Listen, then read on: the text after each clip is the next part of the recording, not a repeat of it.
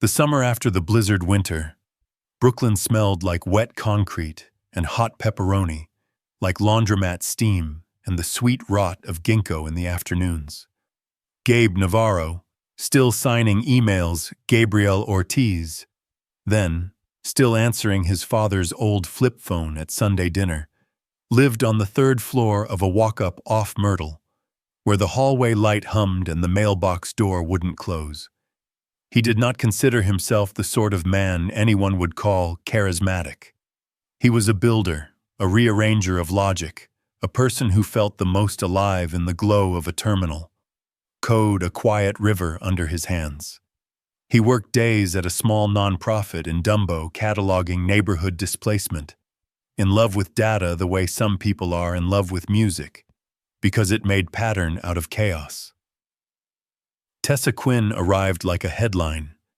She had a sleeve of freckles the sun had stitched across her forearms, rings she wore with a negotiator's calm, and a habit of leaning forward when she listened, as if the future spoke very softly and she was the only one who could hear it.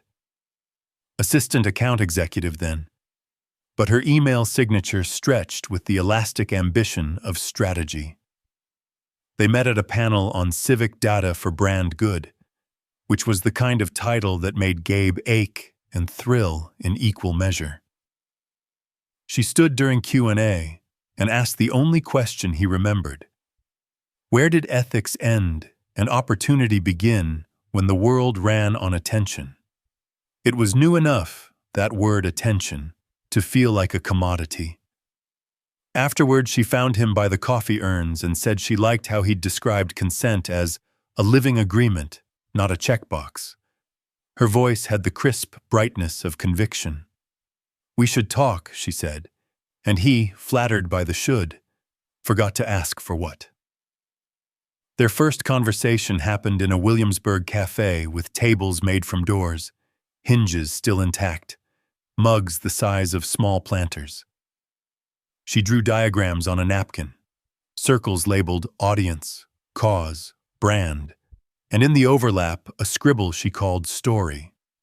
He told her about his scripts, cleaning municipal records, mapping tenant harassment complaints, plotting bus bunching. Imagine, she said, eyes shining, if we could do with stories what you do with transit patterns. Catch the moment when attention turns and put something good there.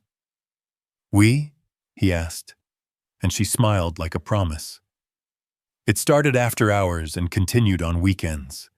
Gabe would sit cross-legged on his rug with a laptop and a legal pad.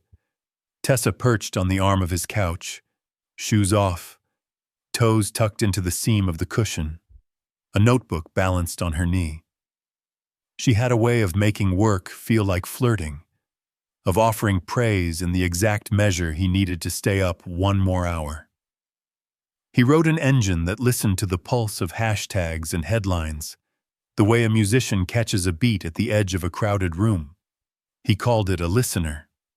She called it a ladder. For the right cause, she said, this could change everything. Causes, he corrected, protective of pluralities. She nodded, but her eyes had already leapt to an invisible boardroom. He didn't notice. He was inside the code, drawing a map of the city's chatter, finding the points where it looped back on itself, the moments when people wanted to share, to believe, to belong. She brought pizza and cans of seltzer, a tote bag of decks from her agency, a story about a creative director who only wore black and a CFO who said risk like he meant oxygen. She brushed crumbs from his keyboard with a tenderness that could masquerade as intimacy. He listened to the warmth in her voice when she spoke about winning, and he wanted, against instinct, to see what she saw in him, a person who could make a tool that mattered. He built features she requested without quite naming them requests, a dashboard that predicted microwaves of attention around a cause, a module to tag moods, which he quantified with verbs and adjectives stripped of their sentimentality by math.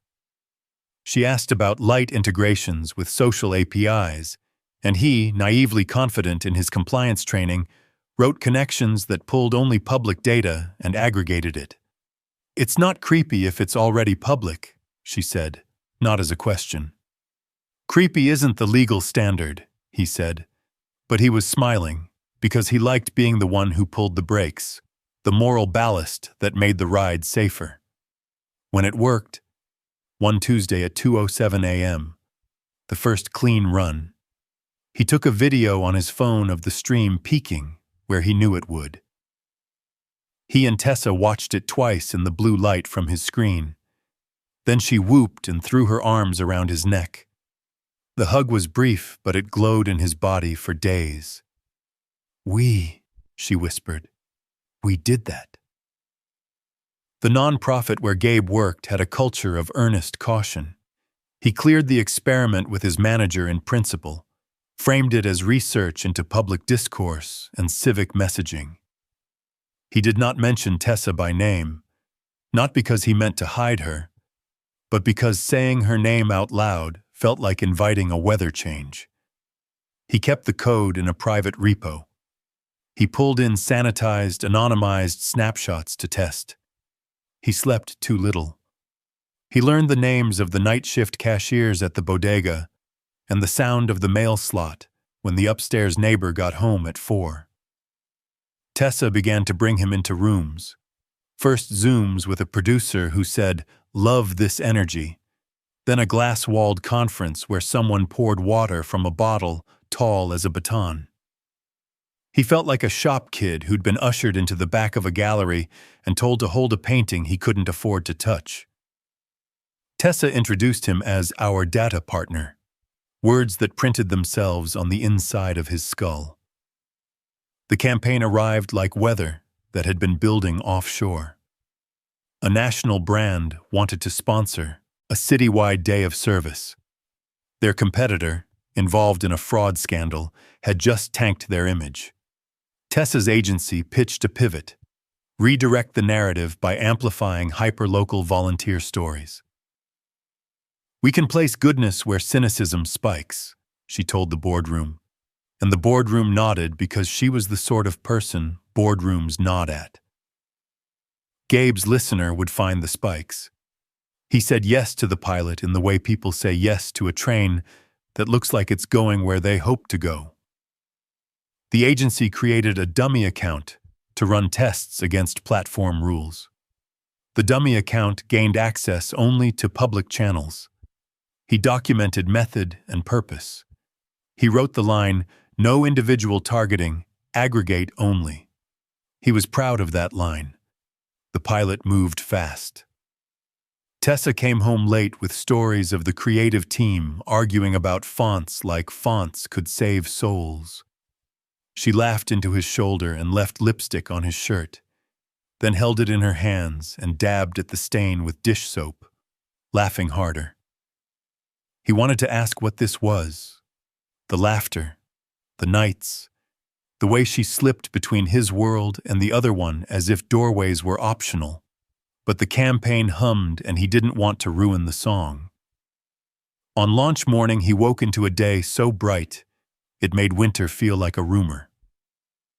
Screens lit up across the city with clips of elders in community gardens, teenagers patching murals, nurses on break sorting canned peaches. The curve rose exactly where the listener said it would.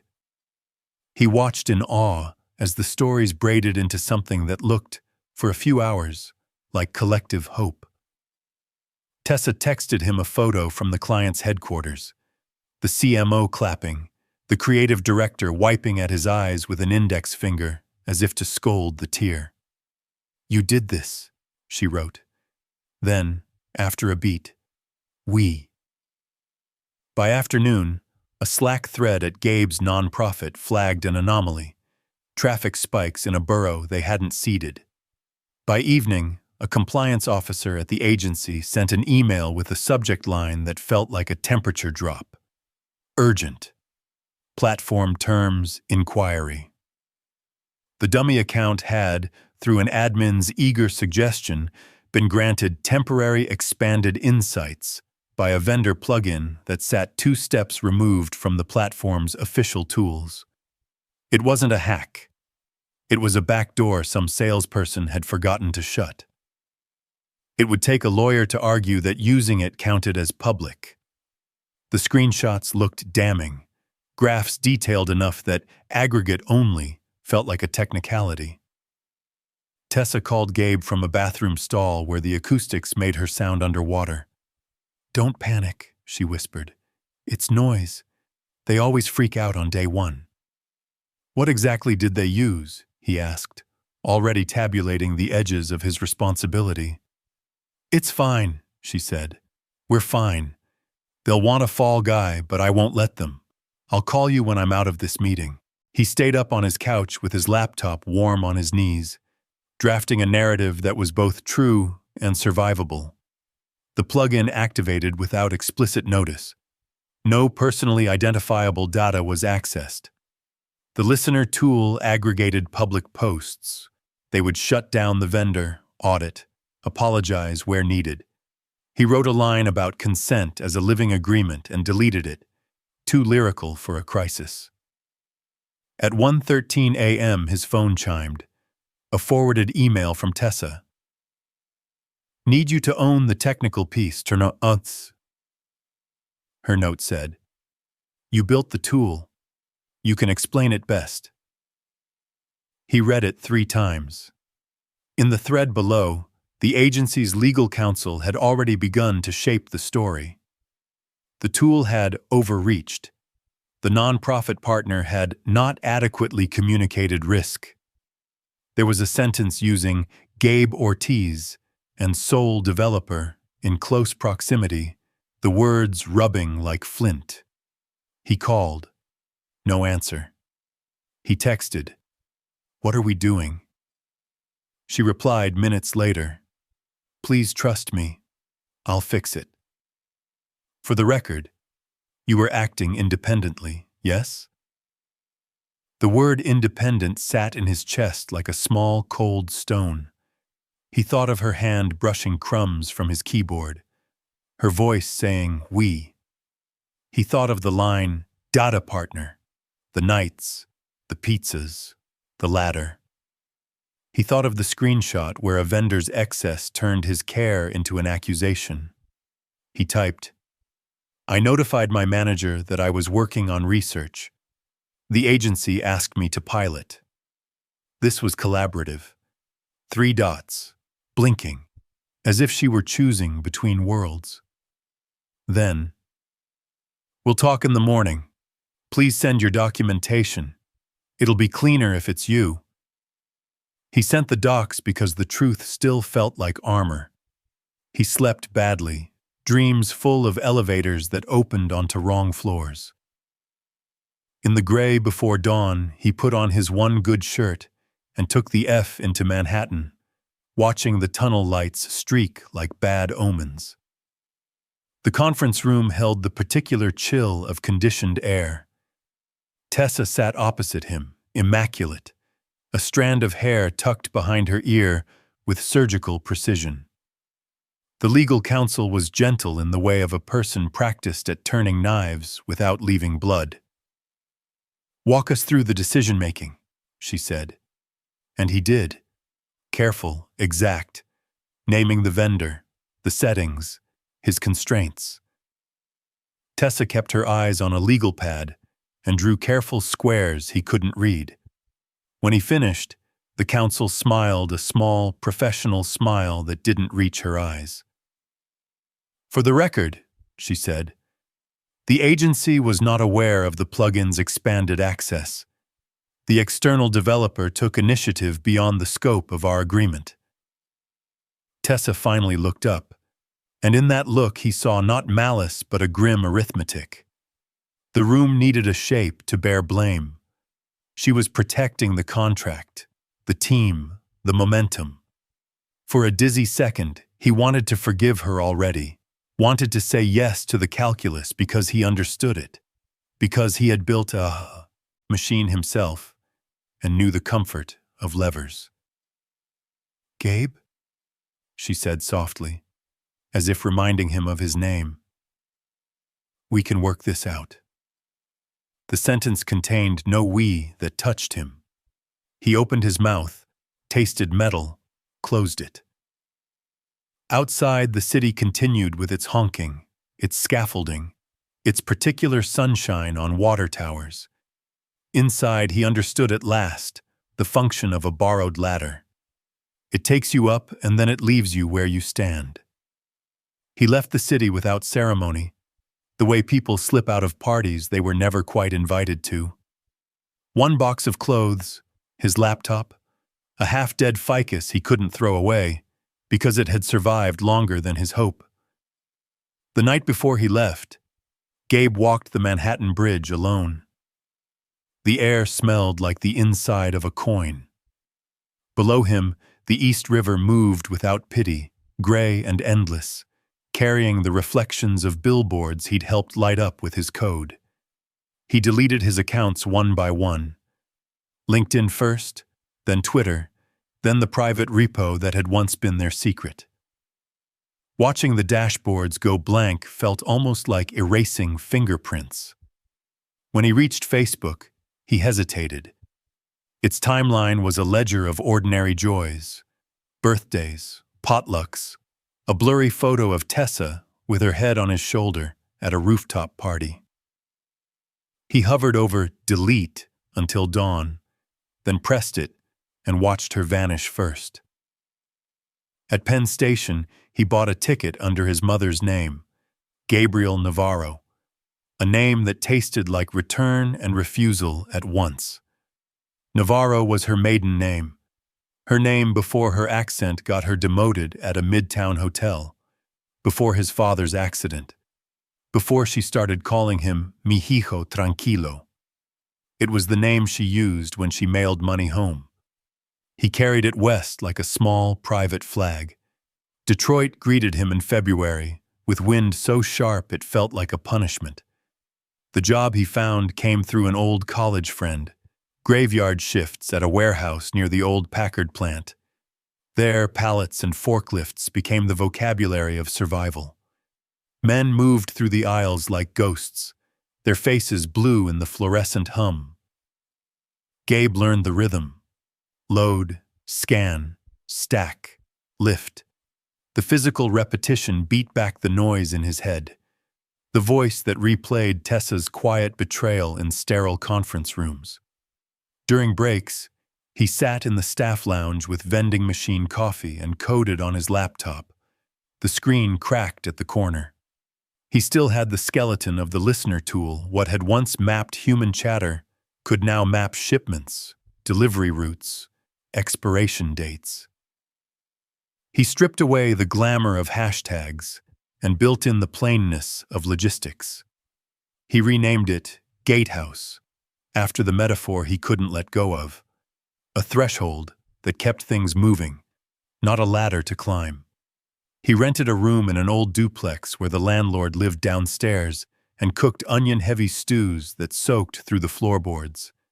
Nights stretched wide and empty, the womb. Quiet wasn't peace. Not yet.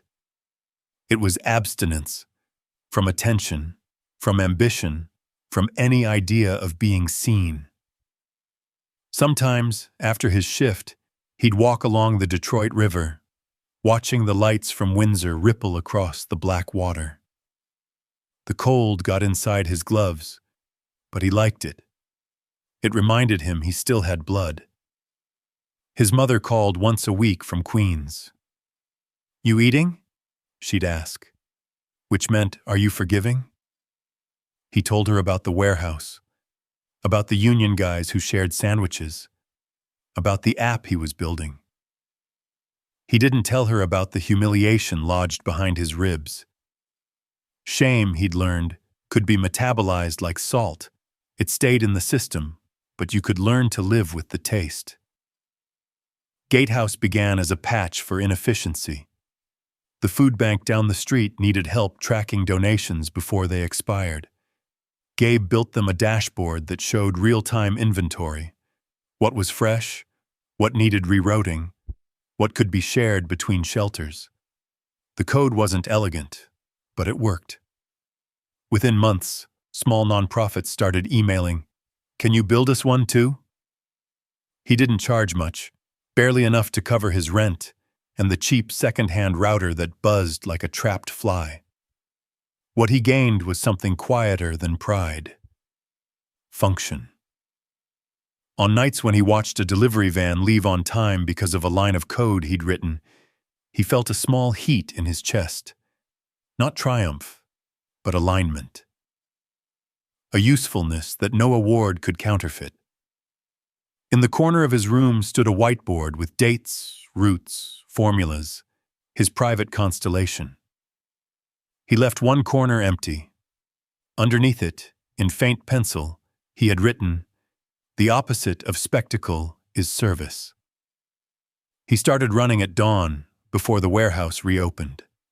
Detroit mornings were thin and metallic. His breath turned visible, a kind of proof. The first few weeks he ran as if he could outrun memory. Eventually, he ran because the body demanded it, because motion was the only way to stay in one piece.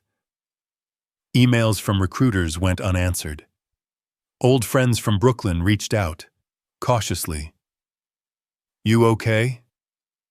He'd type long responses and delete them, afraid that any word might reopen the story. Online, the scandal had long since been buried under newer outrages, but the internet remembers in echoes. Somewhere, his name, Ortiz, still existed on a cached page next to the phrase, "compliance breach." So he became Navarro, completely. By 2019, Gatehouse had a modest network: 5 warehouses, a handful of small grocers, and a reputation for running lean and honest. A journalist from a local paper came to write about tech for good. Gabe refused photos, saying the system mattered more than the face behind it. The article titled him "The Man Who Builds Invisible Bridges." He laughed at that, a little bitterly, then folded the clipping and tucked it into a book he hadn't opened in years, on ethics in design.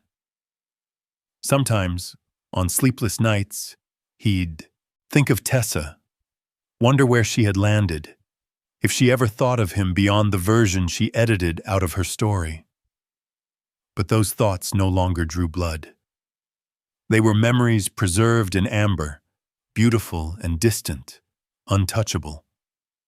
He'd learned something in the slow grind of boxes and cold mornings. Disappearance wasn't an act of erasure, but of choosing what parts of yourself deserved daylight.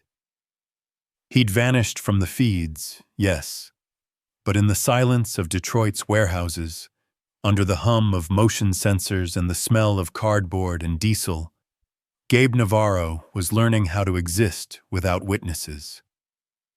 By 2021, Detroit had softened around him. The city no longer felt like exile. It felt like a place that didn't ask questions. Its skyline was a collage of ghosts and promise, factories reborn as lofts, murals blooming over brick, children biking past lots that still remembered the sound of machines. In that quiet reclamation, Gabe Navarro found his rhythm. Gatehouse, the code he'd once written out of grief, began to live a life of its own. It started when a small chain of grocers partnered with his system to move unsold produce to food banks before it spoiled. The software mapped distance, freshness, and volunteer routes like veins on a body, pulsing with precision. Within months, word spread: farmers' markets, shelters, even a logistics firm that had grown tired of waste. What he'd written in the solitude of night shifts became a backbone for local generosity.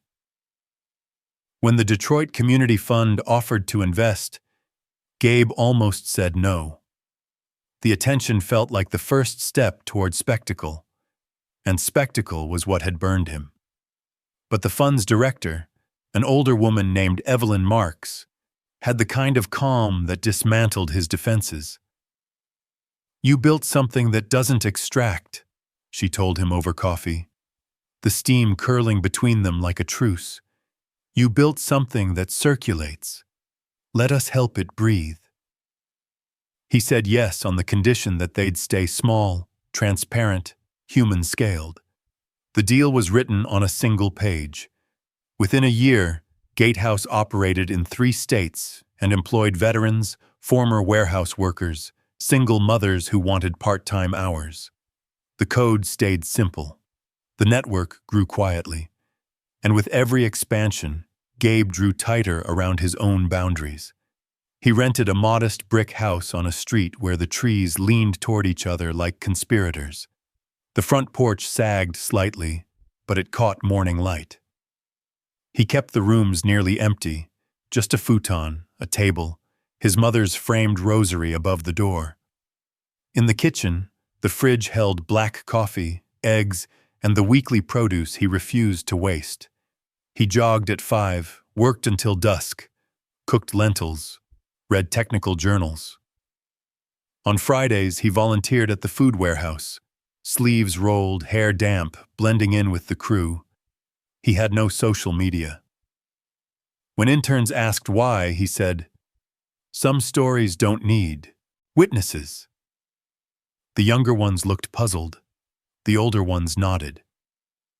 As Gatehouse's reputation grew, so did the requests for him to speak. At conferences, at universities, at panels titled Technology and the Common Good. He declined most of them. The few he accepted were small gatherings where the lights stayed on and the audience could see one another's faces. He spoke without slides, using the language of infrastructure, not inspiration. Once, after a talk at Wayne State, a student approached him, nervous, earnest, eyes bright. "Mr. Navarro, can I ask, how did you get into ethical tech?" Gabe paused, considering the question. "By doing it wrong first," he said softly. The student nodded, maybe not understanding. Gabe didn't elaborate. The past remained a room he kept locked, even from himself. Evelyn insisted that Gatehouse establish a foundation arm. "You've built the tool," she said. "Now teach people how not to abuse it." That became the Navarro Foundation. Small grants for community tech labs, stipends for interns learning data ethics, scholarships for immigrant students studying computer science. The mission was simple: responsibility as practice, not posture. The launch event was held in a renovated library, walls lined with old typewriters and first editions. There were no press releases, no influencer posts, just local educators, volunteers, and a few donors in wool coats. Evelyn gave a short speech. When it was Gabe's turn, he looked at the small crowd and said, "Data is a story we tell about each other. The question is whether we tell it with care." Then he stepped back from the microphone. The applause was polite, brief, exactly the size he could stand. At night, when the house was still, he sometimes sat by the window with a mug of coffee, watching snow gather on the railing. The silence was dense enough to hold a heartbeat. He'd think of the boy he'd been in Brooklyn, naive, feverish, desperate to prove that goodness could be engineered. Now his life had narrowed into something quieter but truer, service without narrative. He received an email one winter morning from a nonprofit in Los Angeles, asking about partnership opportunities. The sender's name was unfamiliar, the signature sleek and corporate. He skimmed it, flagged it for later, and returned to his task list. Outside, the sun broke over the snow-covered roofs, bright and clean as forgiveness. Gabe lived by the rules he'd rebuilt himself around. No spectacle, no shortcuts, no ghosts. Every morning began with motion, coffee, a run, a quiet prayer. Every night ended with lines of code and the hum of a city still learning how to heal. In between, the work went on. Trucks dispatched, meals delivered, lives intersecting in small acts of competence. He had no need for redemption anymore. Usefulness was enough. And in that usefulness, Gabe Navarro had become something he never imagined. A man who had learned how to stay. Angeles in 2023 pulsed like a filtered dream. Every surface burnished, every sentence rehearsed. Tessa Quinn moved through it with the poise of someone who had learned to turn regret into branding. Her mornings began with Pilates in a studio made of glass and eucalyptus, her afternoons in conference rooms lit by ring lights instead of fluorescents.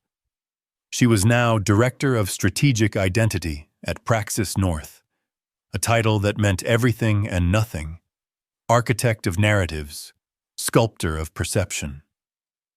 The firm's clients were tech startups, luxury wellness brands, and politicians who spoke like entrepreneurs. The city suited her evolution. Here, guilt could be laundered through productivity. Redemption was just another keynote. Tessa had perfected a tone, low, deliberate, edged with empathy, that made audiences believe she'd survived something noble, not just messy. She spoke on panels about integrity and influence, about the courage to own your missteps, though she never named her own. Her slides were minimalist.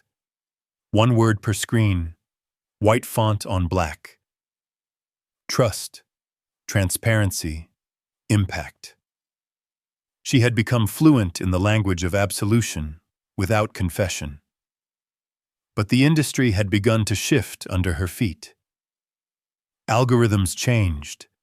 Clients demanded authenticity at scale. And the old tricks, tearful founder stories, rebrands bathed in pastel empathy, stopped working. When Praxis North's biggest client, a sustainable fashion conglomerate, was caught greenwashing supply chains, the backlash came fast and surgical. Articles titled "The Mirage of Ethics" spread through the same feeds they had once dominated. Inside the agency's sunset office, the mood soured. Assistants whispered about layoffs. Account managers smiled too widely. The partners started throwing around phrases like values recalibration and mission alignment. What they meant was survival. Tessa sat in the glass conference room one evening as the sun melted into the skyline, staining the walls gold. Across from her, the managing partner, Everett Vale, scrolled through headlines on his phone, the reflection cutting across his face like static. "We need a partner," he said finally. "Something with roots, community, social trust, optics of accountability. Government's reviewing our contract renewal next quarter. We need to prove we're not just talking about ethics. We need someone who lives it." Tessa nodded, her pen tapping silently against her notepad. Her mind moved faster than her expression. "A foundation," she said. "Something civic but contemporary. Data, sustainability, food justice, those scan well." Everett looked up, surprised by her composure. "Find me options by Friday, credible ones. No scandals, no board drama." When he left, the light in the room dimmed, leaving her reflection layered over the city, two Tessas overlapping. The woman she performed, and the one who still sometimes woke at 3 a.m. with the phantom taste of fear in her mouth. She opened her laptop and began her search. The list grew slowly. Community tech labs, food networks, small data collectives. She sifted through mission statements, donations, board members, looking for an organization clean enough to lend them moral gravity. That's when she found it. The Navarro Foundation. The homepage was austere. No glossy photos, just black text on cream background. Ethics in data. equity in logistics, education in accountability. It wasn't loud. It wasn't trying. That, paradoxically, made it perfect. She clicked through the About page. Founded in Detroit. Modest funding. Expanding nationally. No CEO photo. Just a list of programs. Data ethics fellowships. Warehouse-to-table partnerships. Community grants. A short mission statement signed simply, G. Navarro. The name didn't catch her immediately. Navarro was common enough. She'd worked with a dozen over the years. She bookmarked the site, attached it to the shortlist, and moved on. The next week, she presented 5 options to the executive board. When the slides reached Navarro Foundation, Everett leaned forward. This one feels genuine. Local roots, national presence. That's what we need. Credibility by association. Tessa smiled. Professional, detached. I'll reach out. That night, at home in her Echo Park apartment, a sleek space filled with neutral tones and unframed art, she drafted the email. The cursor blinked as she wrote, Dear Mr. Navarro, Praxis North is exploring partnerships for our upcoming National Trust Renewal Initiative. Your foundation's work in ethical data and community infrastructure deeply aligns with our goals. I would love to discuss potential collaboration opportunities. She signed it, paused, then added, Warm regards, Tessa Quinn. Before sending, she read it aloud once. The sound of her name in the quiet room startled her. It had been years since she'd heard it from anyone who remembered her before she started rehearsing apologies for a living. She pressed send. The email whooshed into the dark, swallowed by the circuitry of the city. Outside, helicopters thudded somewhere over downtown. Inside, the hum of her air conditioner filled the silence. She poured herself a glass of wine, stared at the window's reflection. A woman with perfect posture and a mouth she didn't quite recognize. The inbox stayed still for days. She threw herself into work. Strategy decks, crisis calls, rehearsed empathy. But every time her notifications chimed, her heart caught. Not from hope, something quieter, stranger. A pulse of unfinished business. When the reply finally arrived, it was a single paragraph. Thank you for reaching out. Our foundation typically partners with community organizations, not agencies. However, if your proposal has a direct social impact, I'd be open to a conversation. G. Navarro. She reread it, her throat tightening.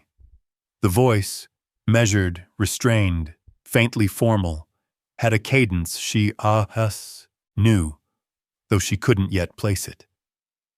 She closed her laptop, palms cold against the metal, and whispered to the empty room, Navarro.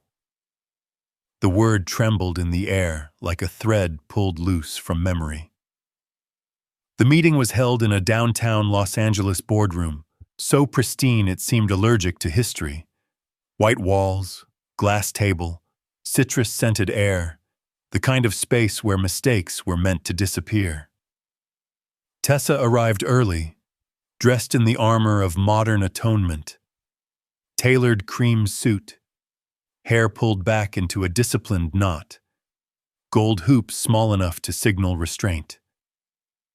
She'd rehearsed her tone in the car, warm, accountable, not performative. You've learned. You've grown. The mirror had nodded back at her, complicit. The team from Praxis North filled the room with expensive quiet. Everett checked his phone. The junior strategist adjusted the slides, cycling through phrases like social trust, ethical storytelling, community-centered branding. When the door opened, and the Navarro Foundation delegation entered, Tessa stood, instinctively, before she even saw him. He was the last to enter. Navarro, wore a plain navy jacket and no tie, the kind of simplicity that now read as defiance. His hair had gone shorter, streaked with gray at the temples. His beard, trimmed close, lent his face an economy of expression. There was no visible anger, no flicker of recognition on his face as their eyes met. He looked at her the way one looks at an empty storefront once familiar, an acknowledgement of shape, not sentiment. For a heartbeat, the room vanished. She saw instead the couch in Brooklyn, the glow of his laptop, the smell of cold pizza and burnt coffee. The moment her fingers brushed crumbs from his keyboard like a benediction before she rewrote his future. "Mr. Navarro," Everett began, extending a hand, "we're grateful you made the time. Tessa here has been admiring your foundation's work for years." Tessa's voice arrived a second late. "Yes, it's an honor, truly." Gabe nodded, professional. "Thank you. We're happy to listen." His tone was neutral, each word measured like a step on uncertain ground. As the presentation unfolded, Tessa spoke as if from a script someone else had written. Slides shifted behind her, images of volunteers, metrics of engagement, phrases that tasted like borrowed virtue, shared values, rebuilding public trust, alignment of ethics and enterprise. She gestured smoothly, smiled where expected, but every time she caught Gabe's stillness across the table, her sentences faltered. He listened without fidgeting, hands folded, eyes steady, not hostile, but impermeable. When she mentioned repairing the public's faith in digital integrity, he tilted his head slightly, almost a question. She moved past the slide faster than planned. When it ended, Everett leaned forward. "We'd love for Navarro Foundation to be our lead partner. Your credibility is exactly what this campaign needs." Gabe's reply was quiet but unyielding. "Credibility isn't something you can borrow," he said. "It's built through continuity, how you act when no one's watching." The sentence landed like a blade hidden in linen. Tessa's throat tightened. The silence afterward seemed to stretch the room wider. He turned toward her at last. "Ms. Quinn," he said, using her surname with deliberate care. "What is it you're hoping this partnership accomplishes? For the communities involved, I mean." She hesitated. All her training failed her in that pause. The air smelled faintly of ozone and coffee, the hum of the projector filling the void. "We want," she began, "to help elevate narratives of integrity, show people that business and conscience can coexist." Gabe's eyes didn't soften. "Narratives are easy," he said. "What about practices?" She felt the flush rise under her makeup. Everett jumped in, smoothing over the moment with practiced charm. "We're on the same page there," he said quickly. "We believe in accountability through action." Gabe gave a small, polite nod. "Then we'll review your proposal. I'll have our legal team reach out if the scope fits." And just like that, it was over. The delegation gathered their folders, shook hands, and filed out. Gabe was the last to leave, pausing only to thank the assistant for arranging the room. When the door closed behind him, the silence he left behind was a physical thing, cold and exacting. After the meeting, Tessa excused herself to the restroom. The mirror under the LED light was merciless. She stared at her reflection, the careful eyeliner, the practiced composure, and felt the hollow behind it. Her hands trembled slightly as she turned on the faucet, more to drown the quiet than to wash anything away. She tried a smile, the one she used for post-panel interviews. It looked fine, professional, the kind of face people trusted when they didn't know better. She whispered to the mirror, testing sincerity like an accent she'd forgotten. "I'm sorry." The words came out round, clean, almost persuasive, but even as she said them, she could hear what was missing: the cost. Her apology was an audition, shaped for the room, not for the wound. Ownership required nakedness, and she was still wearing armor. Back in the conference room, Everett was already spinning the meeting as a success. "He's cautious, but we'll get him. They always need visibility. This is a good look for them, too." Tessa nodded mechanically, though she felt the ground tilt again. She knew from one glance that Gabe Navarro wasn't playing for optics. He'd built his life on quiet structures, integrity without advertisement. And she, for all her polish, was still selling something she hadn't yet earned. That night, in her apartment, she replayed the meeting frame by frame. The absence of warmth in his eyes hurt, less than the dignity in them. He hadn't punished her, hadn't even flinched. That composure was worse. It meant he'd outgrown the version of himself she'd broken. She poured herself a drink, sat on the edge of the couch, and stared at her laptop. The email she'd drafted, "Thank you for your time today," waited unsent. She hovered over the send button, then added one more line. "For what it's worth, I remember what I owe." She hesitated, deleted the sentence, and sent the email clean. Outside, the city kept glowing. Billboards, traffic, 1,000 stories selling redemption. Inside, Tessa sat in the dark, realizing that the first apology she'd ever spoken to the mirror had been to her reflection, not to the man she'd betrayed. The second meeting took place in a smaller room. No glass walls, no audience, only the faint smell of disinfectant and the hum of an overworked air vent. Tessa had expected a negotiation in tone and posture. Instead, she found herself sitting across from a man who had long since stopped performing. Gabe arrived on time, unhurried, his folder tucked neatly under one arm. He nodded a brief greeting, took the seat opposite hers, and unfolded a single sheet of paper.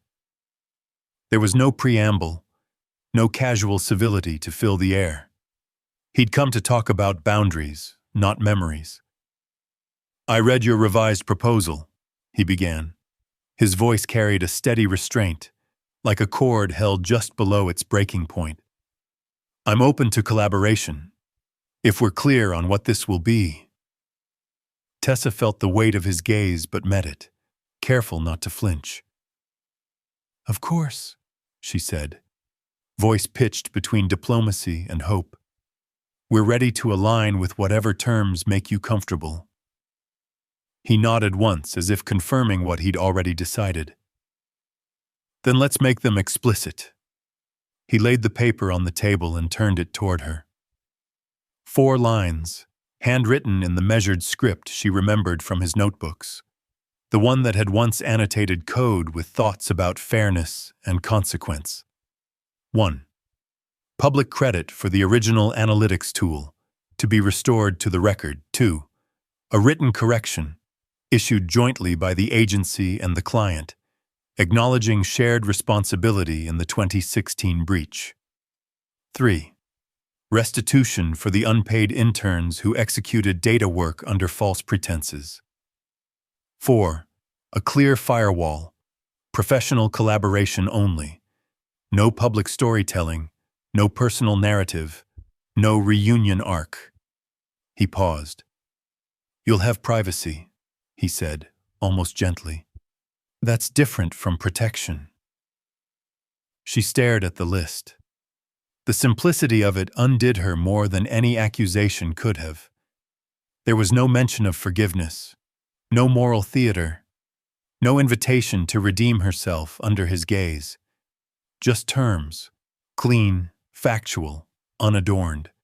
Her instinct, honed by years of spin, was to soften it, to reframe it as partnership, not correction. "We can absolutely do this," she said, reaching for a pen. "I just want to be sure the tone of the public statement." He interrupted, his voice quiet but precise.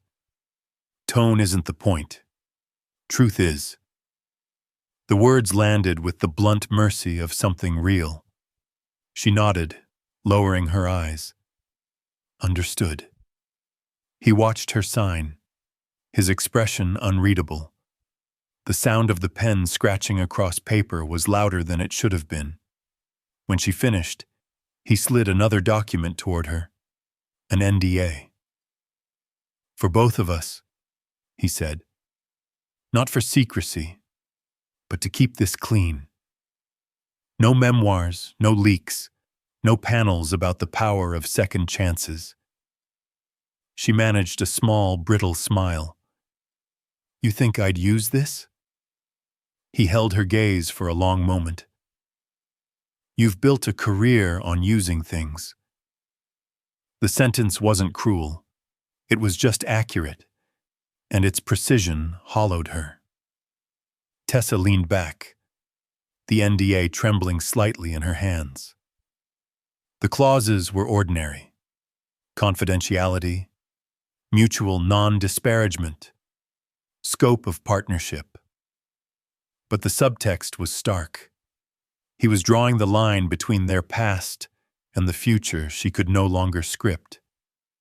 "Why now?" she asked, the question escaping before she could temper it. "Why agree to work with us at all?" Gabe folded his hands. "Because the cause matters. The food systems, the data ethics, the scholarships. We can build something useful, but usefulness requires honesty. I'm not here to reopen anything, Tessa. I'm here to keep the work intact." Her name, spoken without venom, startled her more than anger would have. It sounded like a closed door, not a wound. She looked at him, older, steadier, stripped of the need to be believed, and felt the sharp divide between who he was and who she had become. Once she had mistaken his quiet for weakness. Now she recognized it as the final stage of strength: detachment. "I'll honor the terms," she said finally. "All of them." He nodded. "Good. That's all I need." They stood. The handshake was brief, formal, the skin-to-skin contact charged with nothing but completion. She wanted to say something human, something not rehearsed, but the language she knew best had abandoned her. As he gathered his papers, he glanced toward the window. The late afternoon light caught the curve of his jaw, the small scar near his temple she'd forgotten about. "You'll get the press draft next week," he said. "We'll review it together, line by line." "Thank you," she murmured, though she didn't know for what. When he left, the room felt suddenly too large, the air too bright. She remained seated, staring at the signed papers as though they might rewrite her reflection.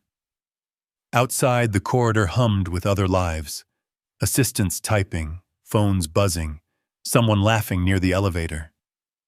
The world went on, unaware that in this small room, history had been converted into policy. She pressed her hand against the table's smooth edge and felt the tremor in her fingers. The NDA was still warm from her touch. Privacy, not protection, she thought. He'd given her a chance to stay silent without pretending silence was absolution.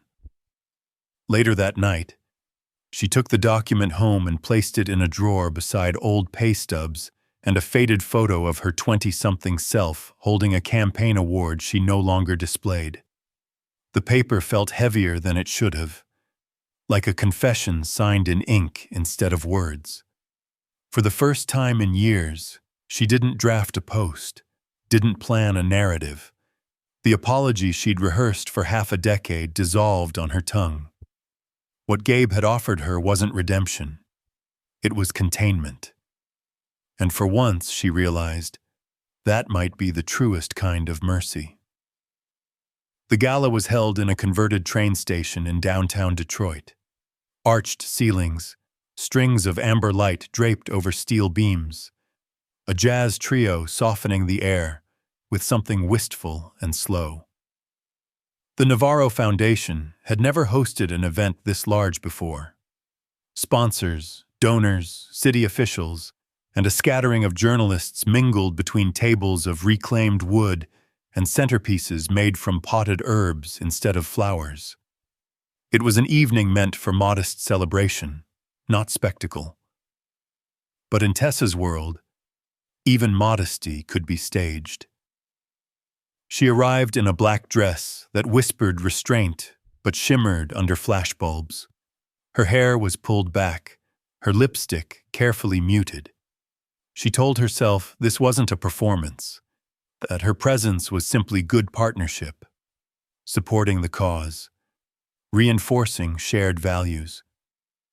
But the truth was heavier and more private.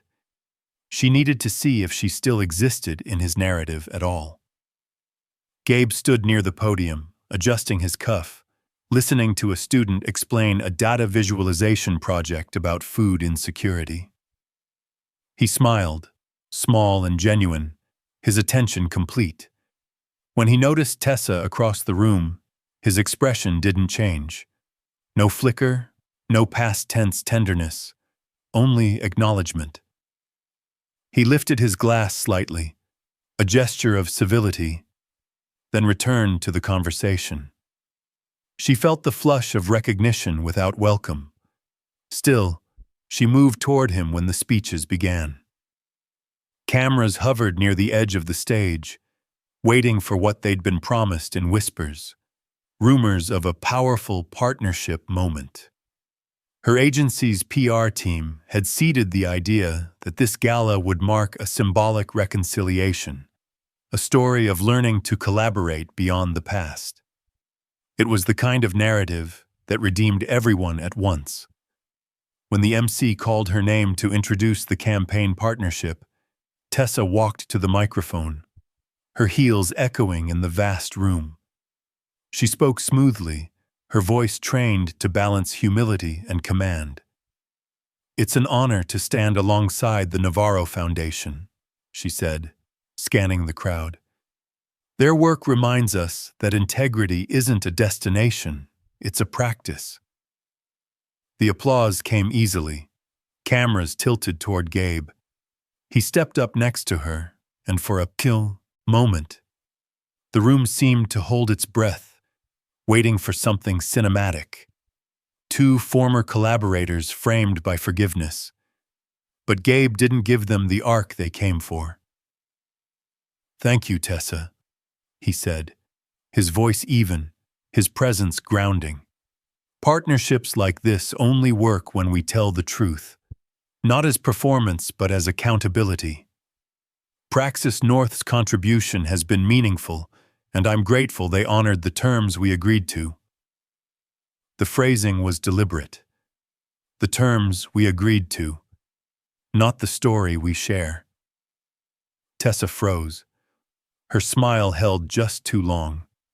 He turned slightly away from her, facing the crowd. "But tonight isn't about contracts or executives," he continued. "It's about the students whose ideas keep us honest, the ones who remind us why transparency matters." He gestured to the corner where a group of young fellows, nervous, radiant, waited by their display screens. "These are the voices we should be amplifying. They're building tools we could only dream of 10 years ago. Let's give them the attention we spend too easily on spectacle." The crowd responded, applause swelling, then softening into something respectful. Cameras pivoted from Tessa to the students. A spotlight shifted. The story recentered. She stepped back, clapping along, her heart caught between humiliation and relief. The PR team would hate it. No perfect image, no redemption quote. But somewhere inside, A quieter part of her recognized the grace in his refusal. He wasn't punishing her. He was freeing them both from the narrative she'd built. When the speeches ended, the jazz picked up again, and guests drifted toward the buffet tables.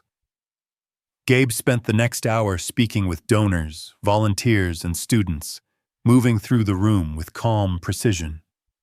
He laughed once, easily, at something a young developer said about messy code. His laughter had changed, lower, steadier, unperformed.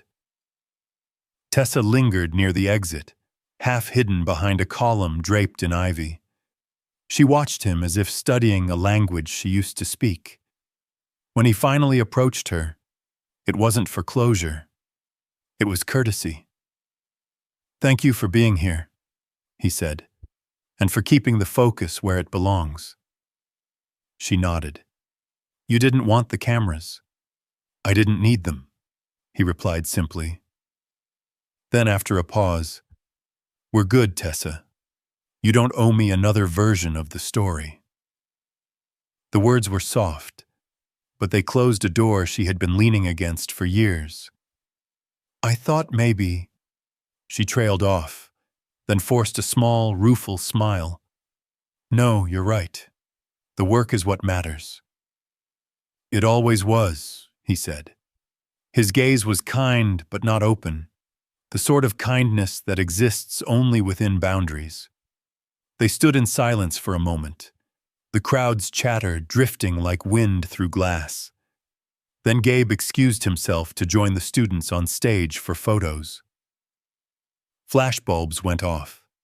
His arm around a girl holding a laptop, a young man clutching a scholarship envelope. The light caught on their faces, their futures. Tessa turned toward the door. The night outside was cool, Detroit's air brisk with the scent of river and diesel. From the street, she could still hear the muffled hum of applause. She took off her heels and walked the 2 blocks to her hotel barefoot, the pavement cold but grounding. For once, there was no audience, no caption waiting to be written. Just the sound of her steps, steady, deliberate, fading into the kind of silence that didn't demand an ending, only acceptance.